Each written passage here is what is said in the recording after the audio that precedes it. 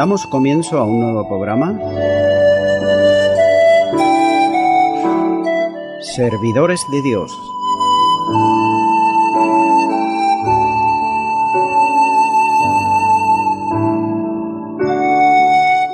Este es un programa que está respaldado por la Iglesia Evangélica Misión Evangélica de Cataluña.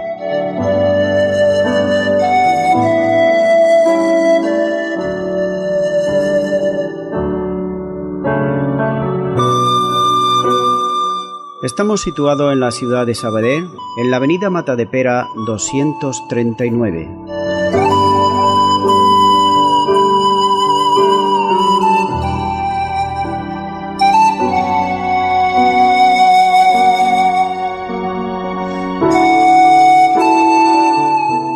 Antes de dar introducción a la palabra de Dios, estaremos poniendo una alabanza.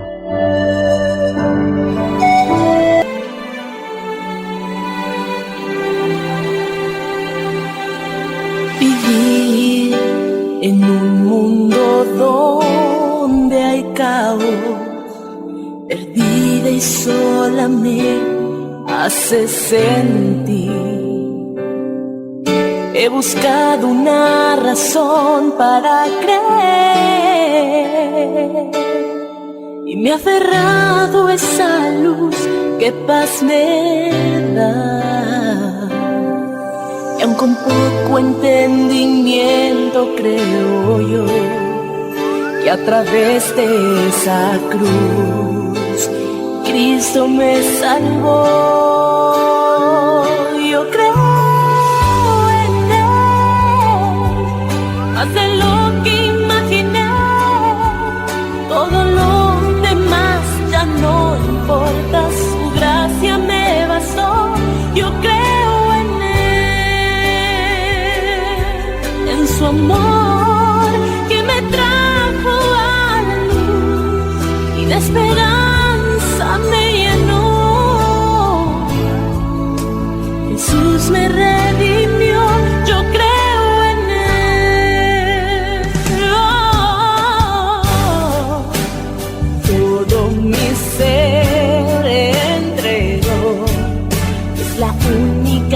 Manera de vivir. Oh no, nada en este mundo me podía dar más placer que dejar a tus pies lo que soy yo. Y te agradezco por la gracia que me das a través de esa cruz y del amor.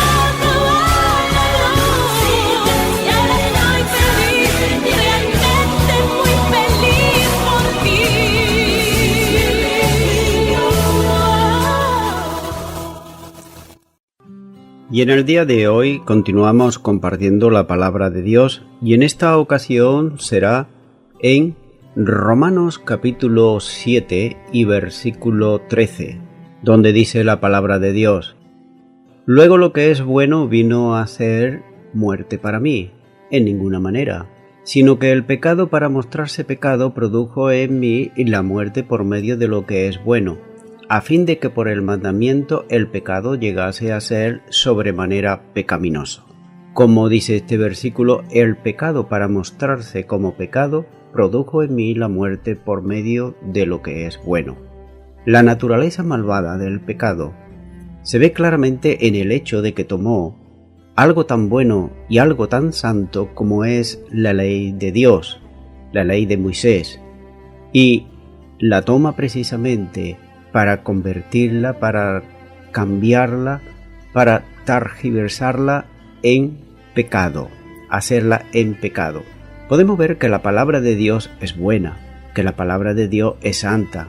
Y el libro de los Salmos nos muestra en el Salmo 19 y Salmo 119, ahí podemos estar estudiando y gozándonos en lo que es verdaderamente la palabra de Dios y cómo Dios se acerca al hombre pecador, y no solamente al pecador, sino a aquellos que también nos deleitamos en estudiar, en escudriñar la palabra de Dios. Por tanto, la ley es buena, claro que sí, pero lo que no es bueno es el pecado. Y vemos que el pecado precisamente lo torció y convirtió en un instrumento de condenación y también de muerte. Sin embargo, en el Nuevo Testamento, en Efesios 2:15, dice así la palabra de Dios: aboliendo en su carne las enemistades, la ley de los mandamientos expresado en ordenanzas para crear en sí mismo de los dos un solo y nuevo hombre, haciendo la paz.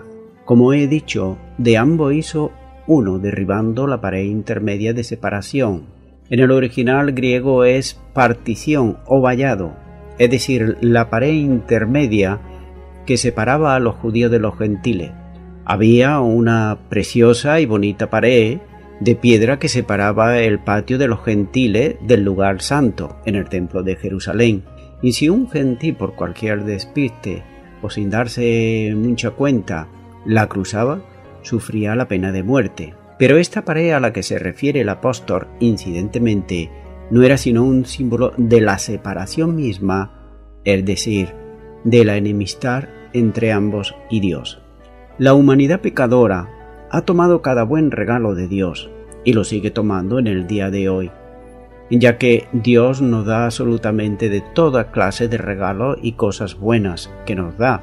Prueba de ello que tenemos abundancia de todo, pero cuando nos falta el agua, por ejemplo, nos damos cuenta de qué valioso es ese regalo que Dios nos da, como es el agua. De hecho, hay muchos países que no pueden disfrutar de esta bendición de parte de Dios, precisamente por los intereses y egoísmos de los poderosos que no permiten, o no se acuerdan, o no les interesa los demás. Por tanto, vemos que en vez de darle gracias a Dios, por ejemplo, por el agua, por la comida y multitud de cosas, hacen todo lo contrario, lo menosprecian y es más, lo destruye, y aún van más allá de los límites establecidos de parte de Dios. Es más, el hombre, como aquí acabo de leer, en el templo de Jerusalén, el hombre, como he dicho, puso una bonita y preciosa pared. Una pared que Dios no le dijo nunca que lo hiciera, pero que el hombre lo hizo, por su propia voluntad, porque a él le creía que era bueno. Además vemos que el hombre crea dogmas también, es decir, leyes suyas que luego aplica como si fuesen de Dios, y son dogmas de hombre. Esto lo solían hacer los judaizantes, los religiosos de la época del Señor Jesús. Pero en el día de hoy también vemos religiones y religiones grandes, como es el catolicismo romano, que lo sigue haciendo, imponiendo dogmas de hombres como si fuesen de parte de Dios, cuando no es de parte de Dios. Vemos otros que sin embargo van más allá, incluso se hacen su propia Biblia, la traducen, dicen es una traducción de la Biblia. Yo diría que no es una traducción, sino que es una aberración, ya que han cambiado 2000 y pico de versículos para expresar y decir lo que ellos quieren, pero no lo que Dios quiere que se diga en su palabra. Bueno, serán ellos los que tendrán que dar cuenta a Dios por ello. Sigue diciendo Romanos 7:14, porque sabemos que la ley es espiritual, mas yo soy carnal, vendido al pecado. La ley es espiritual, es algo conocido por los creyentes, porque dice, sabemos, originada por el Espíritu y dada por el Espíritu. Y como el Espíritu Santo, no hay problema con la ley. La ley no es carnal, no es una invención del hombre, como he dicho antes, no es un dogma del hombre, sino que es algo dado por Dios a través de su Espíritu. El verdadero problema, como dice Pablo, soy yo. En el versículo 14 el pronombre yo es enfático, dice yo soy carnal, vendido al pecado, soy un esclavo del pecado. Pablo dice yo soy carnal. Él no está hablando de su estado pasado, como cuando era inconverso, sino que está hablando del presente, ya que no dice yo era, sino que dice yo soy carnal, sino de su condición presente. ¿Cómo es posible que un cristiano sea carnal, un esclavo del pecado? Ante todo debemos de reconocer que hay un sentido en el cual el verdadero creyente no es carnal, ya que como dice Romanos 8:9, no vivís según la carne, sino según el Espíritu. Pablo se refiere a su vida no salva, como en el tiempo en el que él estaba en la carne, en las cosas de la carne, que cuando le decían cualquier cosa él se enfadaba, guardaba enojo y guardaba venganza también sobre aquellos que le podían hacer daño o le podían causar alguna molestia. Esto es andar en la carne, andar en los pleitos, andar en la venganza, andar en la falta de perdón. Esto es andar en la carne, y así es como andaba Pablo antes de convertirse al Señor Jesús, y como también nosotros hemos andado durante muchos años sin conocer al Señor. En otras palabras, está hablando posicionalmente. Un verdadero creyente, una persona salva, ya no está bajo el reino de la carne, sino en el reino del Espíritu, como dice Romanos 8:9. Él está en Cristo y Cristo está en él. Posicionalmente, asimismo, la persona salva ya no es esclava del pecado, como hemos visto en Romanos capítulo 6, versículos 17 y 18, y también el capítulo 6, versículo 22. Sin embargo, en Romanos 7:14, Pablo no se está refiriendo a su gloriosa posición futura, sino a su condición presente. Recordemos que el cristiano hemos de pasar por 3 etapas. Una es la conversión, otra la santificación y otra la glorificación. Cuando está hablando aquí, no se está refiriendo a la glorificación futura, sino que se está refiriendo a su condición presente, que es la santificación. Por tanto, se está refiriendo a su experiencia actual de vivir la vida cristiana. ¿Y es posible que un verdadero cristiano tenga un amor carnal? Primera de Corintios, capítulo 3, versículo 1, Pablo le está hablando ahí a los corintios. Esta iglesia tenía toda clase de dones, no escaseaba de ninguno de ellos, pero sin embargo, nótese lo que le dice aquí Pablo a la iglesia de Corintios. Dice, de manera que yo, hermanos, no puedo hablaros como espirituales, sino como a carnales, como a niños en Cristo. Nótese, como a niños en Cristo. Está diciendo que en cuanto a niños sí tenían los dones, pero no tenían el conocimiento, ni la solidez, ni la madurez suficiente para poderlos llevar a cabo. Es por eso que había tanto desorden. Por tanto, vemos que un niño en Cristo suele hacer cosas que aún todavía están en su carne, cosas del pasado, como son fiestas, tradiciones, ritos, etc., incluso algo de idolatría que todavía, manera de vestirse, por ejemplo, etcétera, etcétera, un largo etcétera, que estos niños aún todavía seguían siendo en cierta manera parte carnales.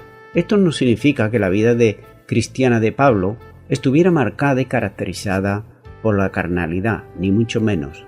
Esto se contradice con todo lo que sabemos sobre el apóstol Pablo. Y por último dice, vendido al pecado. Su significado es, yo he sido vendido y continúo siendo vendido a la esclavitud del pecado. El pecado es una vez más personificado aquí como un dueño de su esclavo, un dueño que está siempre pendiente de que su esclavo esté ahí, alerta, preparado para mandarle cualquier cosa.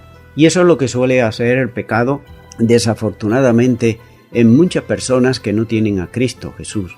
Personas que pueden estar bien un día pero quizá en unos minutos esa persona parece como que se transforme, parece que esa persona le cambia el carácter, una persona que a lo mejor es pasible, que parece que sea una persona sensata, puede perder en cualquier ocasión el juicio y su sensatez y volverse una persona violenta. Y esto lo hemos podido ver y lo vemos muchas veces en muchas personas que incluso tienen carrera, que incluso son personas que son educadas, pero que ahí está el pecado y son esclavos de él. Sigue diciendo Romanos 7:15, porque lo que hago no lo entiendo, pues no hago lo que quiero, sino lo que aborrezco, eso hago. El Hijo de Dios tiene la naturaleza divina. Todo hijo, toda hija de Dios tiene esa naturaleza que es de parte de Dios cuando nos hemos convertido. Segunda de Pedro capítulo 1 y versículo 4 dice, por medio de los cuales nos ha dado preciosas y grandísimas promesas, para que por ellas llegase a ser partícipes de la naturaleza divina, habiendo huido de la corrupción que hay en el mundo a causa de la concupiscencia. Nótese, el Señor nos ha dado grandiosas y maravillosas promesas, pero claro está, tenemos que apropiarnos de esas promesas para ser merecedores de esa naturaleza divina, es decir, de esa naturaleza que anda conforme al Espíritu y no conforme a la carne. Pero también la naturaleza pecadora, como dice Gálatas 5:17, porque el deseo de la carne es contra el Espíritu, y el del Espíritu es contra la carne. Y estos dos se oponen entre sí para que no hagáis lo que quisierais. Potencialmente el pecado está hecho inoperante. Romanos 6:6 dice, sabiendo esto, que nuestro viejo hombre fue crucificado juntamente con él, para que el cuerpo de pecado sea destruido a fin de que no sirvamos más al pecado. Nótese, dice que fuimos crucificados el viejo cuerpo de pecado juntamente en la cruz del Calvario con Jesucristo. Ahora bien, si Dios dice esto en su palabra, ¿quién somos nosotros para decir, como se dice muchas veces, estoy muriendo al pecado? Si Dios dice que ya hemos muerto, quiere decir, en cierta manera, que no creemos la palabra. O quizá por ignorancia. De hecho, la palabra de Dios en el Antiguo Testamento está diciendo a su pueblo que su pueblo perecía, y perecía precisamente por falta de conocimiento. Las personas les gusta muchas veces escuchar bonitos mensajes, sobre todo de promesas, sobre todo de que Dios le va a dar, siempre de que le van a dar a ellos, pero de que ellos dan poco. Y somos así, la raza humana. Estamos dispuestos a recibir que nos den, pero nosotros damos bien poco, por no decir casi nada. Y lo más desgraciado que puede haber es que cuando se dé algo se dé con interés o con dobleza de corazón. Por tanto, hallamos aquí que el hombre debe de dejar el pecado si es que verdaderamente ha muerto al pecado. Ha sido crucificado el viejo hombre juntamente con Cristo Jesús.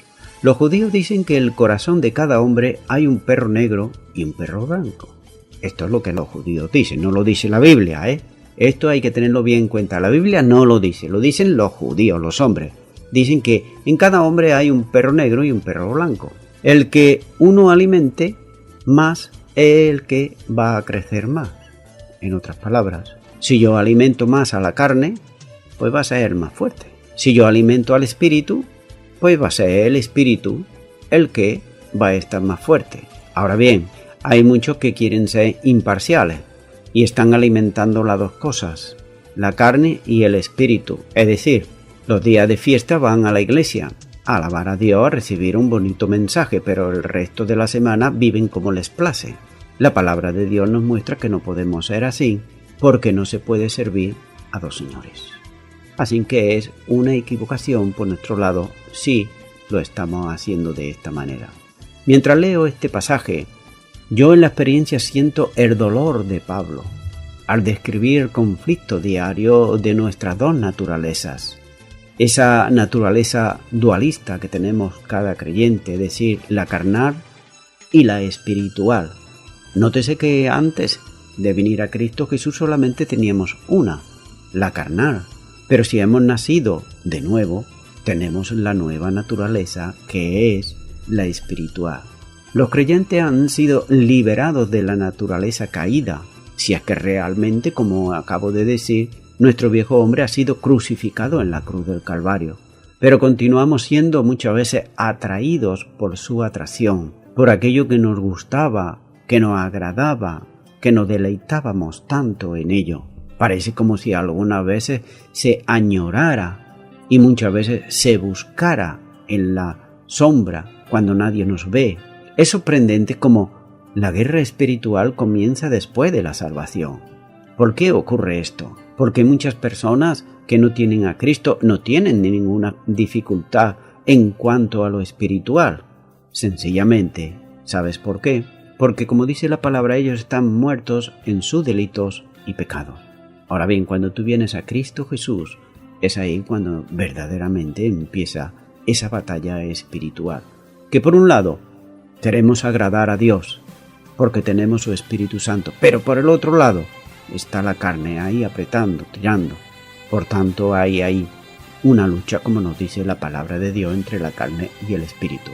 La madurez entonces se compone de tener compañerismo con Dios, con ese Dios trino, Padre, Hijo y el Espíritu Santo, y de luchar con el pecado, no de vez en cuando, no cuando vamos a la iglesia, sino diariamente. Versículo 15 dice: no entiendo, es decir, no comprendo, no reconozco, es su verdadera naturaleza.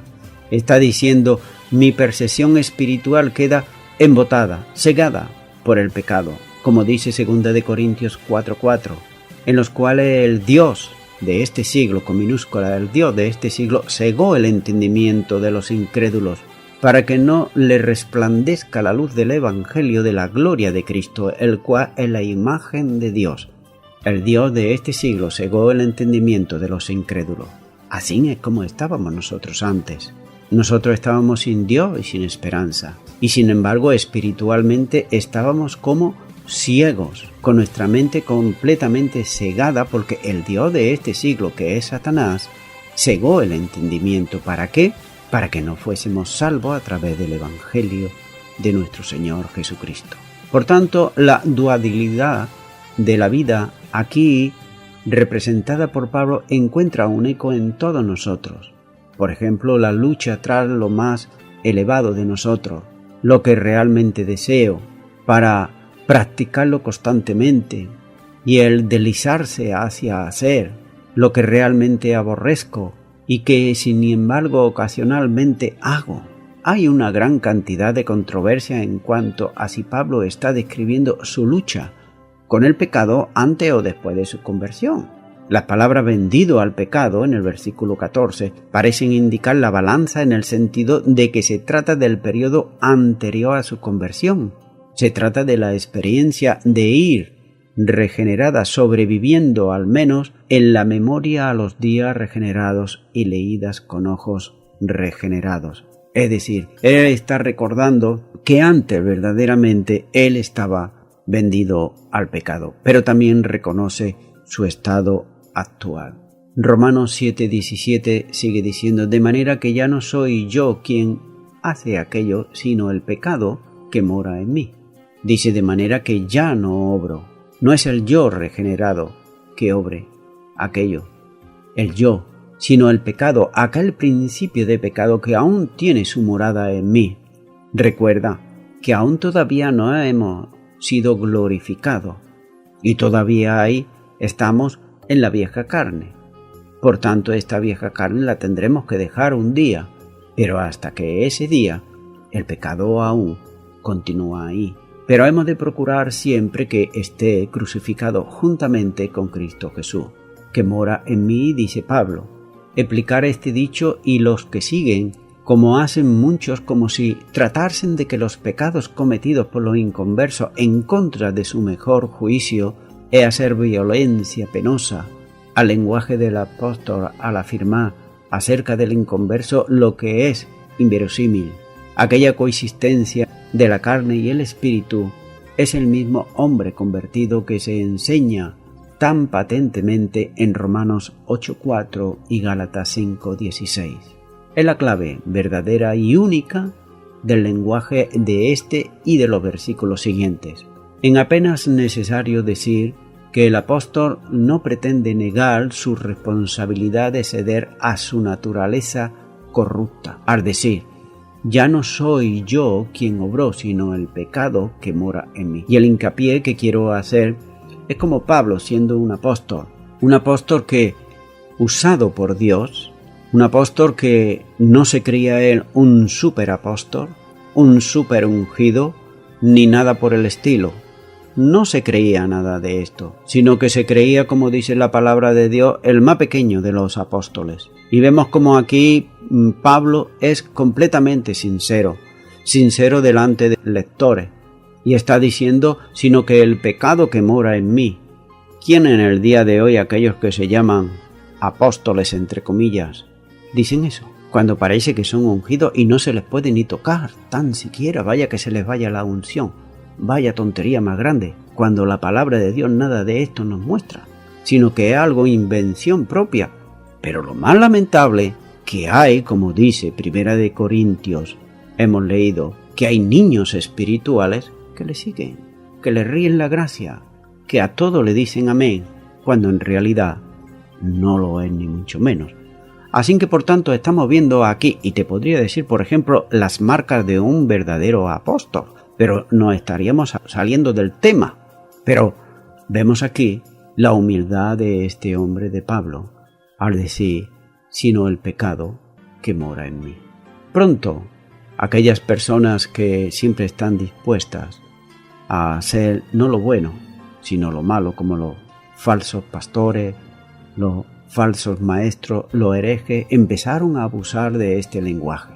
Pero todo el temor del pasaje demuestra que su solo propósito de expresarse así fue para presentar más claramente a sus lectores el conflicto que hay entre los dos principios antagónicos, y cuando completamente él, como nuevo hombre en Cristo, que honraba en lo más íntimo de su alma a la ley de Dios, condenaba y renunciaba a su naturaleza corrupta, con su afecto y concupiscencia, sus excitaciones y maquinaciones, sus principios, pero también sus consecuencias.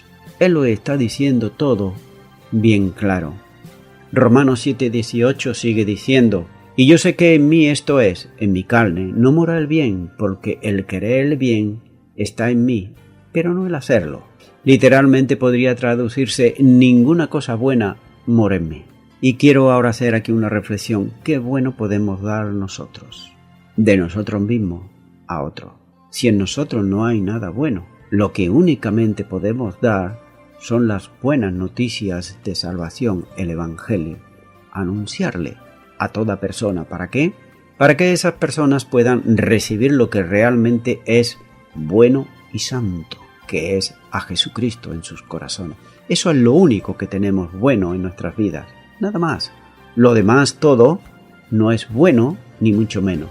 Por tanto vemos que esta es una frase dura, pero todo creyente necesita ver esto y creerlo. ¿Por qué tenemos el paréntesis de que contiene la palabra? Esto es, en mi carne. Esto es otro indicio de que Pablo estaba escribiendo desde la perspectiva de una persona salva, no de una persona no regenerada. Pablo tenía que hacer estas aclaraciones, estas paréntesis, porque él sabía que además de su carne pecaminosa, algo o alguien muy bueno moraba en él. Romanos 8:9 dice, mas vosotros no vivir según la carne, sino según el Espíritu, si es que el Espíritu de Dios mora en vosotros. Si alguno no tiene el Espíritu de Cristo, no es de él. El apóstol es bien claro, si alguno no tiene el Espíritu de Cristo, no es de él. No vamos aquí a medias, o se tiene o no se tiene. Sigue diciendo querer. Significa desear, tener la voluntad de, yo quiero hacer el bien, yo quiero tener victoria sobre el pecado, yo quiero guardar la santa ley de Dios, obedecer la palabra de Dios, pero, sigue diciendo, yo no tengo poder para hacerlo. Yo soy inhábil. Somos incapaces los hombres para poder luchar con el pecado y vencerlo en alguna manera. ¿Por qué? Porque es más poderoso que nosotros. Por tanto, soy inoperante. No puedo hacerlo. Soy absolutamente incapaz de vivir la vida cristiana. ¿Has hecho esto o estos descubrimientos? La nueva criatura en Cristo tiene la voluntad de hacer lo que es bueno y lo que es justo. Todos los queremos hacer, pero ¿sabes una cosa? No tenemos el poder. El poder no está en nosotros mismos, sino se encuentra solamente en Dios. El Espíritu Santo, esto nos muestra que por nuestras propias fuerzas o sin contar con Jesucristo, absolutamente nada podemos hacer. El mismo Señor Jesús en el Evangelio de Juan dijo: y fuera de mí, nada podéis hacer. Y así es. Fuera del Señor Jesucristo, nada podemos hacer. Lo que podemos hacer es degradarnos si estamos fuera de Él y volver a lo viejo. Eso sí, que podemos hacerlo, pero eso ya lo hace el pecado, porque es más poderoso que nosotros. Pero cuando está Cristo en nuestras vidas, Él es mucho más poderoso que toda clase de pecado. Sigue diciendo el versículo 19, porque no hago el bien que quiero, sino el mal que no quiero, eso hago. El pensamiento es el mismo del versículo 15 que leí antes. El bien que quiero hacer, no lo hago, y el mal que no quiero hacer, eso hago. Todos estos versículos describen la lucha de quienes son verdaderamente cristianos. He dicho son verdaderamente cristianos. El cristiano tiene una verdadera lucha. No así el religioso, porque al religioso le da exactamente igual. Él no tiene ninguna lucha. Él simplemente con imitar ya está ahí la cosa. Y sentirse en algunos momentos bien, pues ya está. Por tanto, vemos que las personas no regeneradas no tienen esta clase de lucha, porque ellos tienen solamente una naturaleza carnal, corrupta y pecaminosa. Ellos desean el mal y lo hacen, a menos que sean reprimidos por otros medios. Ellos odian lo que es bueno, lo que es justo, y además lo evitan. Las personas no salvas pecan y lo hacen con gusto. El creyente peca y odia el hacerlo, y no desea hacerlo más, sino que desea hacer el bien. He ahí la gran diferencia. Versículo 20 del capítulo 7 y 21 sigue diciendo: y si hago lo que no quiero, ya no lo hago yo, sino el pecado que mora en mí. Así que, queriendo yo hacer el bien, hallo esta ley, que el mal está en mí. Nótese qué palabras, que el mal está en mí. ¿Cómo un hombre, un apóstol puede decir esto?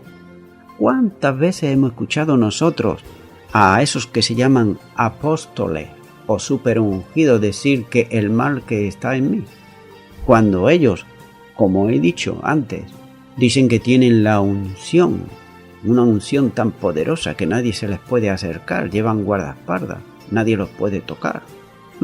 Por tanto dice, el pecado que mora en mí. Es interesante ver que el libro de Romanos muestra tan claramente el pecado de la humanidad que no hay mención de Satanás sino en Romanos 16:20.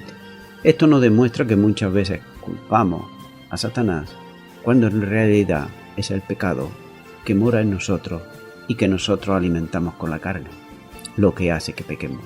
Los humanos no pueden culpar a Satanás por su problema con el pecado, aunque se suelen hacer con demasiada frecuencia, como todos sabemos y he dicho. Tenemos opción de decir: el pecado es personificado como un rey tirano, dueño de esclavos.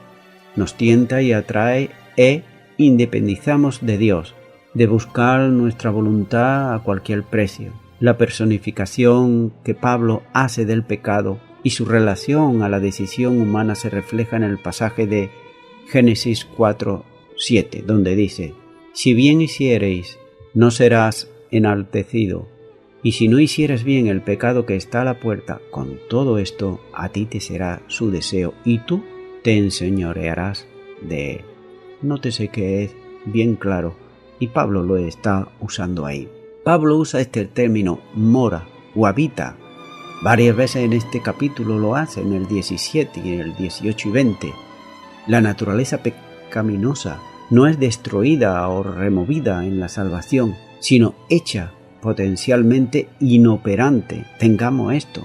Anteriormente, en el programa anterior, dije que era como un cocodrilo que está dormido, ahí quieto, hecho una estatua, o como un perro que está ahí dormitado que no pasa nada, písale el rabo y verá.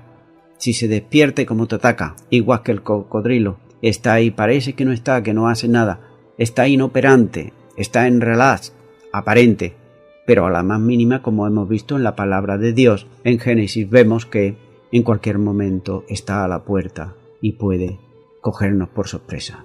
Por tanto, el que continúe sin poder depender de nuestra cooperación con el Espíritu Santo viviendo en nosotros. Hemos de tener el Espíritu Santo, que es mucho más poderoso. Romanos 8 y 9 dice: mas vosotros no vivís según la carne, sino según el Espíritu, si es que el Espíritu de Dios mora en vosotros, y si alguno no tiene el Espíritu de Cristo, no es de él. Vuelvo a repetir este versículo. Dios ha provisto a los creyentes todo lo necesario para combatir al mal, sea personificado, literal o personal. Satanás y sus demonios. Es la presencia y el poder del Espíritu Santo.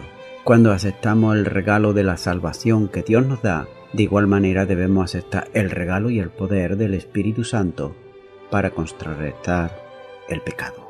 La salvación y la vida cristiana son un proceso diario que comienza y termina con las decisiones diarias que debemos de tomar cada día. Podemos escuchar un sermón o una enseñanza muy buena que nos haga sentir bien en esos momentos e incluso sentir la presencia de Dios. Pero si al día siguiente debemos de procurar seguir en esa misma presencia de Dios, de la misma manera, Dios nos ha provisto todo lo necesario, el Espíritu, como dice Romanos 8, la armadura espiritual, Efesios 6, 11, la revelación, Efesios 6, 16, y la oración, Efesios 6, 18. La batalla es feroz, como nos dice Romanos 7, pero la batalla ya está ganada, como nos dice Romanos 8. Por tanto, deja aquí bien claro que ¿en quién debemos de confiar? ¿En nosotros mismos?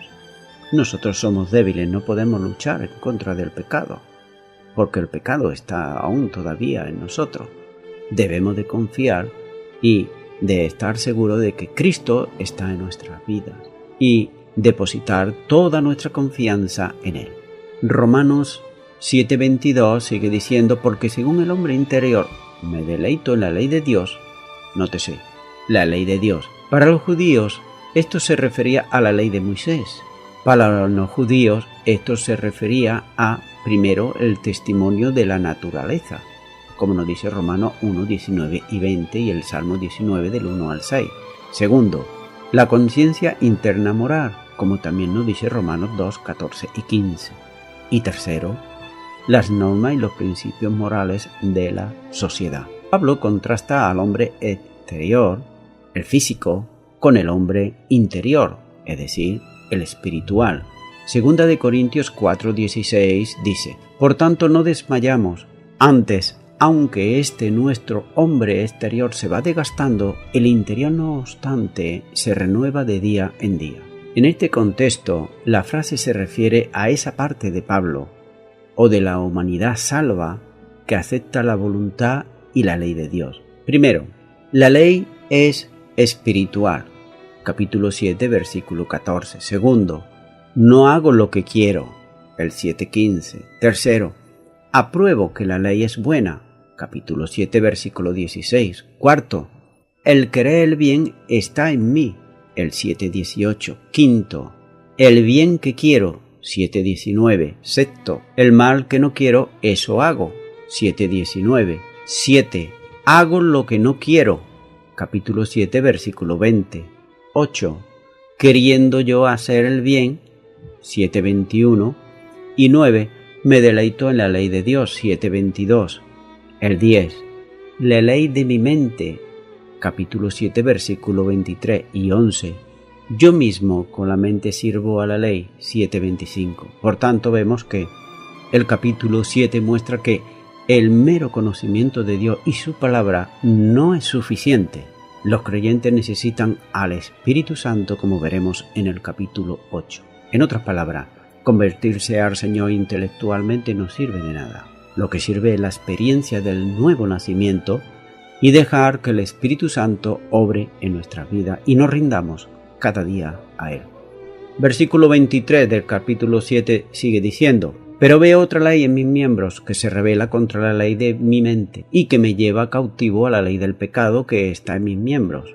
Este versículo no habla de la vieja naturaleza, es decir, la otra ley. Se refiere a la ley. Se revela, literalmente quiere decir que hace la guerra contra la ley de mi mente, es decir, hace la guerra contra la inteligencia reflexiva que desea hacer lo bueno. Me lleva cautivo, me arrastra a caer al pecado. El versículo 24 sigue diciendo Pablo, miserable de mí. ¿Quién me librará de este cuerpo de muerte? Nótese otra vez cómo se está calificando como un hombre normal y corriente, y era nada menos que el apóstol Pablo.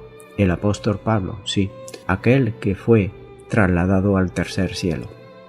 El apóstol Pablo. Dice miserable de mí, significa desventurado, un hombre miserable, en una condición miserable. Todo creyente necesita llegar al punto en que reconoce sus propias miserias, y esto se suele hacer muy poco, por no decir casi nunca. Reconocer nuestras propias miserias. Y aquí el apóstol Pablo lo está haciendo delante de todos sus lectores que lo harían durante todas las épocas. Tenemos que ver nuestra desesperada necesidad. Aún como creyentes, Dios nos lleva a las profundidades muchas veces de la desesperación y nos lleva, aunque no lo entendemos, para que podamos crecer espiritualmente y no solamente crecer, sino que nuestra fe se va a fortalecer también. Nos deja allí, sino para llevarnos a las más alturas de su gracia. El hombre miserable es un cautivo y un esclavo del pecado, queriendo hacer lo que es recto, pero no teniendo el poder para hacer el bien y terminar haciendo lo que detesta. Esto es el hombre miserable. Dice, ¿quién me librará? Nótese, ¿quién me librará? Este es un clamor por un libertador. Nótese que él no dice, ¿qué debo de hacer? ¿Cómo me liberto a mí mismo? No lo está diciendo. ¿Qué obra debo de hacer? Tampoco lo dice. No está esta persona ha llegado al final de sí misma. La dependencia de sí mismo lo ha llevado solo al fracaso y a la derrota más miserable. Ha descubierto que por sí mismo es totalmente incapaz, impotente y sin esperanza, y finalmente clama por liberación, fuera de sí mismo. La ley no le puede ayudar, la ley no puede hacerlo santo, la ley no puede santificar. Él clama por el Señor, no por la ley. La ley no es cumplida por nosotros, es cumplida en nosotros. Romanos 8:4 dice, para que la justicia en la ley se cumpliese en nosotros, que no andamos conforme a la carne, sino conforme al Espíritu. Por tanto, hallamos que el poder del Espíritu Santo, cuyo fruto es amor, está cumplido en el de la ley. Este cuerpo de muerte, dice Pablo, nuestro cuerpo aún no ha sido redimido. Nótese, estamos en el tiempo de la santificación. El cuerpo es un cuartel general del pecado. Morador de los miembros del cuerpo son los instrumentos del pecado. Es decir, que todo nuestro cuerpo está ahí, a servicio del pecado.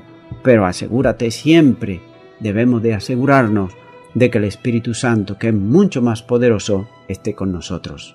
Romanos 7:25, el último versículo del capítulo 7 dice, gracias doy a Dios por Jesucristo nuestro, así que yo mismo con la mente sirvo a la ley de Dios, mas con la carne a la ley del pecado. La palabra gracias es una palabra de fe. Yo creo que Jesucristo es mi libertador del pecado. Gracias. Yo creo que ya no soy esclavo del pecado. Gracias. Yo creo que ya no soy prisionero del pecado. Gracias. Sino que soy prisionero de Jesucristo. Gracias. Mi ayuda no viene de mí mismo, sino de mi Salvador. Gracias. La victoria no tiene por medio de nuestros programas carnales ni por métodos de autoayuda. La victoria solo viene por y en el Dios de nuestra salvación, por medio de Jesucristo. Por eso dice, mas a Dios gracia, el cual nos lleva siempre de triunfo en Cristo Jesús. 2 Corintios 2:14. Voy concluyendo ya con esto. Ningún creyente puede decir que no peca nunca. Ninguno. ni aun los superungidos. Todos pecamos. Primera de Juan 1:10 dice: si decimos que no hemos pecado, le hacemos a él mentiroso y su palabra no está en nosotros.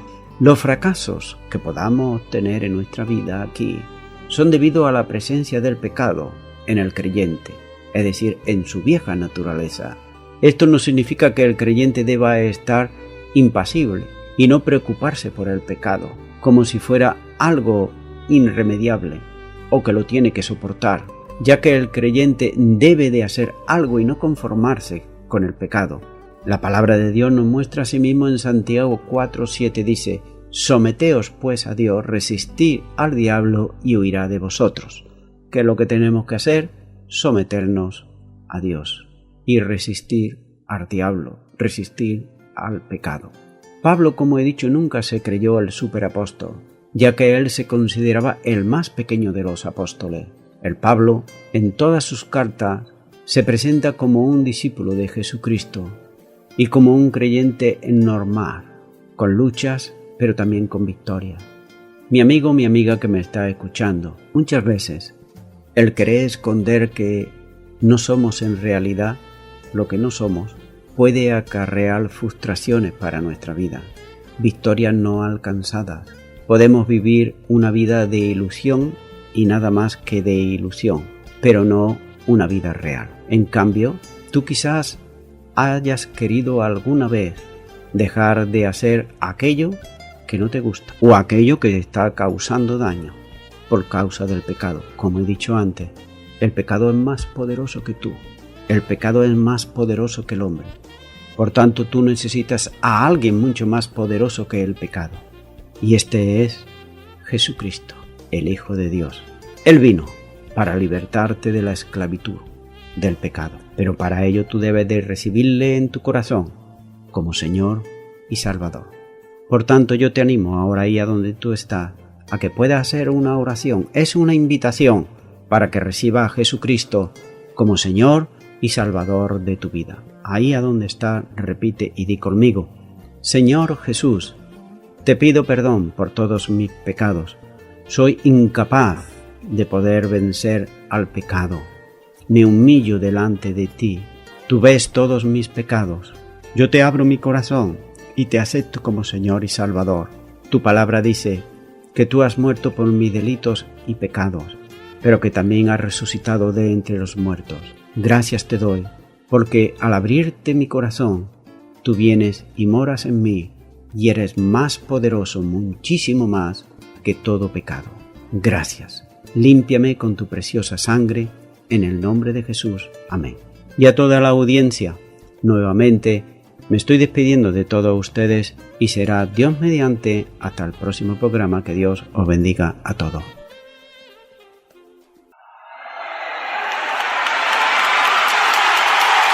Dios está buscando por toda Latinoamérica hombres y mujeres que estén realmente comprometidos con Él. Gente que esté dispuesta a vivir vidas de integridad sin importar las consecuencias. Hombres como Jim Elliot, el misionero norteamericano que derramara su vida en las junglas del Ecuador por amor a causa de Cristo. No es que quiera dejar lo que yo quiero, sino es que quiero servir a quien adoro, a quien es dueño de todo lo que veo, a quien es Rey y Señor hoy de mis sueños. Es difícil para ti entender cuando yo te digo que por Dios estoy dispuesto a dejarlo todo. Padre, permite que salga de esta tierra, deje cultura, amigos y futuro. Me comprometa con Él cada mañana a ser un hombre de palabra más maduro. No es un tonto aquel que entrega lo que aquí no puede retener para ganar eso que nunca podrá perder. No es un tonto aquel que entrega lo que aquí no puede retener para ganar esto que nunca podrá perder.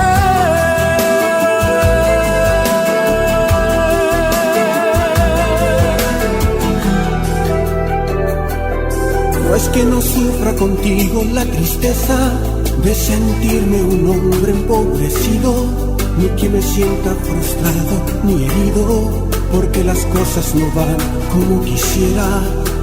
Dios nos ha pedido que hagamos un sacrificio, obedeciendo su palabra cada día, comprometidos a dejarlo todo, inclusive los negocios de la vida. Dame tu mano y toma tú la mía, que la misión, querido amor, nos desafía.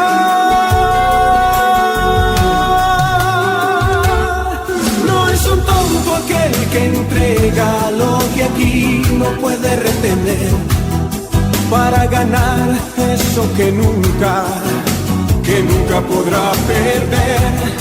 No es un tonto aquel que entrega lo que aquí no puede retener, para ganar eso que nunca podrá perder.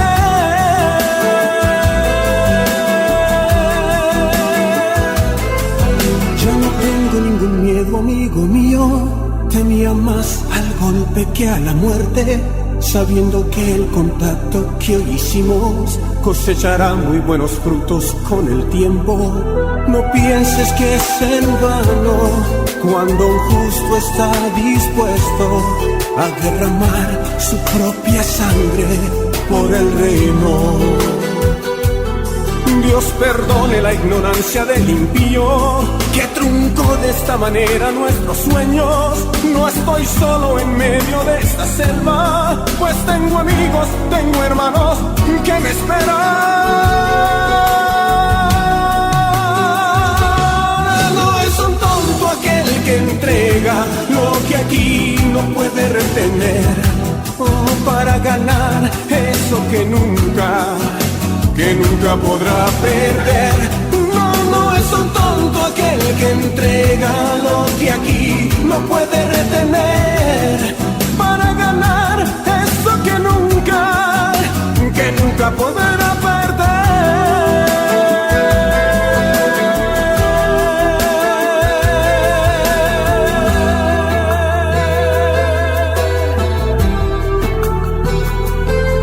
Yo doy mi vida por él,